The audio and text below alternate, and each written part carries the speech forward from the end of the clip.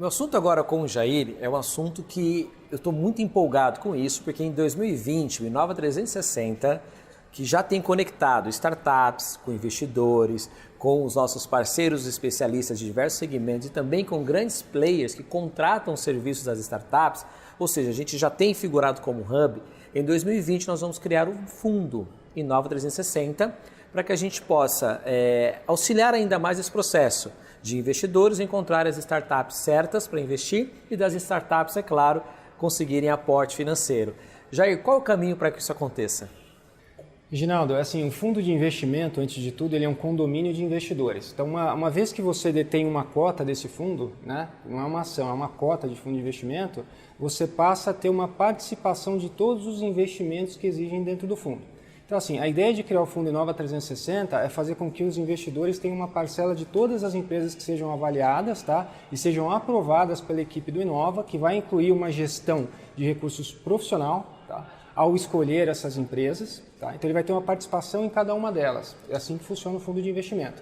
O fundo de investimento ele tem alguns players, né? Ele tem lá o auditor independente, que dá uma independência para a estrutura, faz com que ele seja mais legítimo.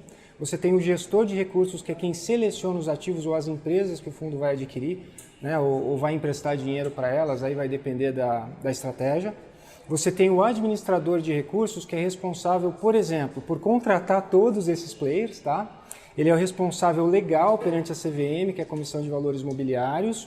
Ele também contrata quem faz toda a contabilidade do fundo e, como eu já disse anteriormente, a auditoria, todos esses players. E ele fiscaliza o gestor. Então, na maioria das vezes, é interessante também você ter uma estrutura independente.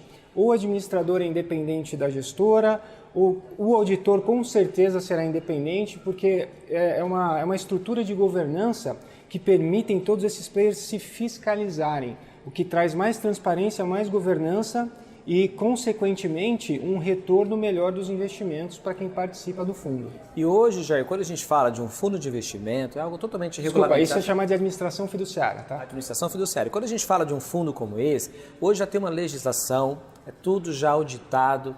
Então, não é assim como a gente fala na gíria, não é bagunçado, né? Tem toda uma organização por trás e é uma segurança. E é regulado e supervisionado pela Comissão de Valores Mobiliários. E onde entra o crowdfunding nisso? Para a gente poder...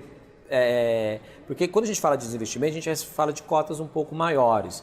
O crowdfunding é uma opção para que microinvestimentos sejam feitos? É possível isso? Olha, acho que crowdfunding ele é um assunto um pouco mais amplo. Talvez, não sei se a gente pode abordar aqui hoje, mas a diferença do crowdfunding é que ele não é um fundo de investimentos. Recentemente a CVM emitiu aí uma circular, uma nova lei, né? Não tenho certeza se é circular ou lei, que permitiu aí a criação das plataformas de crowdfunding. Então, para quem é dono da plataforma, fica muito mais fácil você criar uma plataforma de crowdfunding hoje, mais fácil do que ter uma gestora de recursos, por exemplo, e administrar um fundo. Ela tem algumas limitações. As pessoas físicas, por exemplo, podem fazer investimentos até R$10 mil, são limitados a uma parcela do seu patrimônio, e a emissão ela também é menor. Mas no caso das startups, o crowdfunding foi criado especificamente para fundear, né, ou para dar recurso para essas startups, essas empresas em fase inicial. Tá. Vamos fazer um bate-papo parte 2, então, falando sobre crowdfunding? O que você acha? Combinado, vai ser um prazer. Então, olha, fique ligado que vai ter a parte 2 desse bate-papo aqui, que a gente vai apresentar para você mais sobre esse conceito. Até logo.